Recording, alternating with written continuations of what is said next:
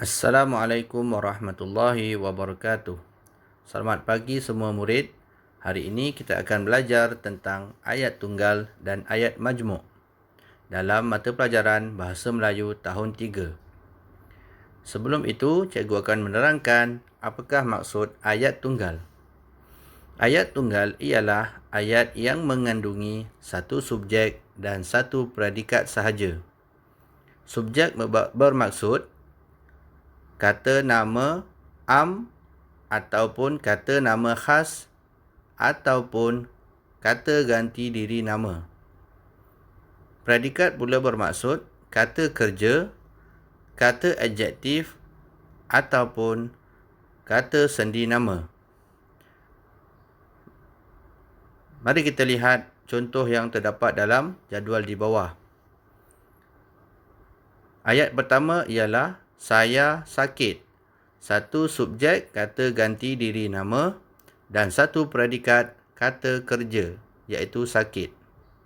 Contoh yang kedua, rumah Ali cantik. Rumah Ali ialah kata nama khas dan cantik ialah kata adjektif. Dan manakala contoh ketiga, Ahmad tidak pergi ke sekolah hari ini. Ahmad ialah kata nama khas dan tidak pergi ke sekolah hari ini ialah kata sendi nama. Baik. Seterusnya kita akan melihat apakah maksud ayat majmuk.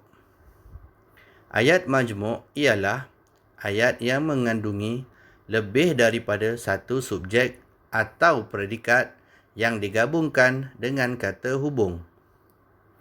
Mari kita lihat contoh yang pertama. Ayat majmuk. Suhaili suka makan nasi lemak dan mi sup. Ayat ini dihubungkan oleh satu kata hubung iaitu dan.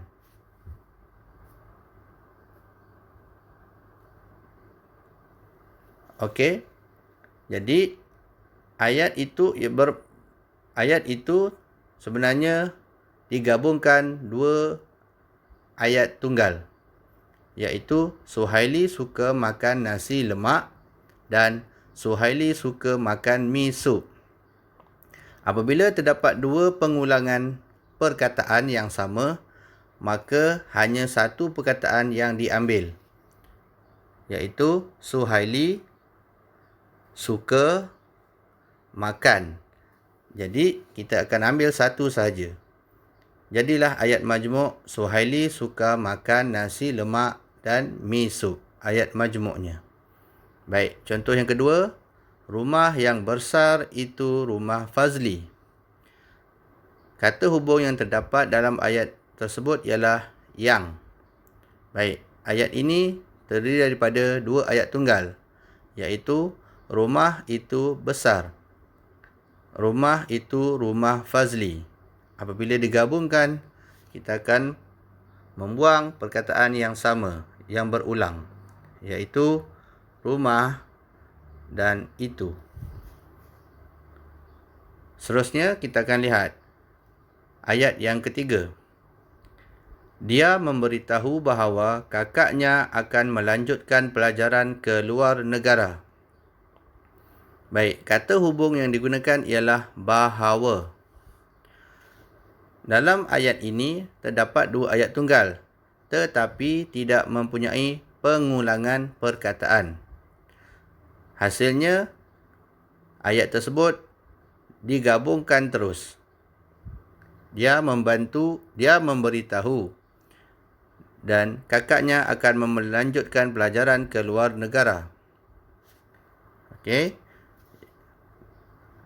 Ayat yang keempat, dia akan balik ke kampung apabila ada masa lapang. Ayat ini dihubungkan oleh kata hubung apabila.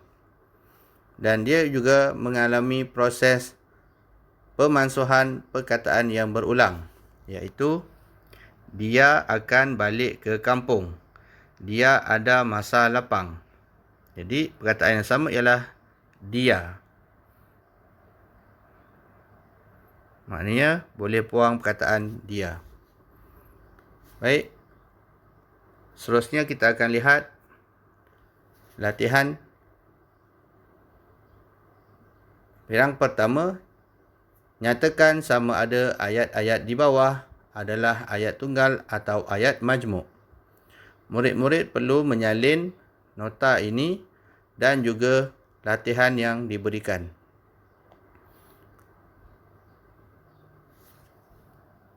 Sila salin dan lengkapkan di dalam buku yang akan diberikan kemudian.